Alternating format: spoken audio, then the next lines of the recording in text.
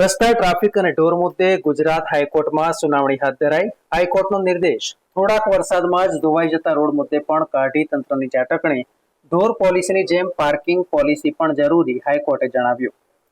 Reserve bank of ઇન્ડિયાએ જાહેર કરી નાણાં નીતિ. વ્યાજદર 6.5% યથાવત. રેપો રેટમાં પણ કોઈ ફેરફાર નહીં. ભારતીય રેસલર વિનેશ ફોગાટે પેરિસ ઓલિમ્પિકમાં ડિસ્ક્વોલિફાય થયા પછી કુસ્તીમાંથી આખરે લીધી નિવૃત્તિ. એક્સ પોસ્ટ પર લખ્યું, કુસ્તી જીતી, હું હારી. અલવિદા કુસ્તી, આપ સૌની ઋણી રહીશ. મેન્સ જેવલિન થ્રો ઇવેન્ટની ફાઇનલમાં નીરજ ચોપરા આજે રાત્રે ભાગ લેશે. મીરાબાઈ ચાનુ વેઇટ લિફ્ટિંગમાં રહી ચોથા ક્રમે. કુસ્તીમાં અમન સહરાવત જીત મેળવીને પહોંચી સેમીફાઇનલમાં. ભારતમાં ઘૂસણખોરી કરતા 500 બાંગ્લાદેશીઓને બીએસએફે જલપાઈગુડીથી જતા રોક્યા. બાંગ્લાદેશમાં અરાજકતા ફેલાયા પછી હિન્દુઓ ભયમાં. આજે લોકસભામાં કેન્દ્રીય મંત્રી કિરણ રિજિજુએ રજૂ કર્યું વકફ બિલ. સંસદમાં થયો હોબાળો, વિપક્ષે કર્યો વિરોધ.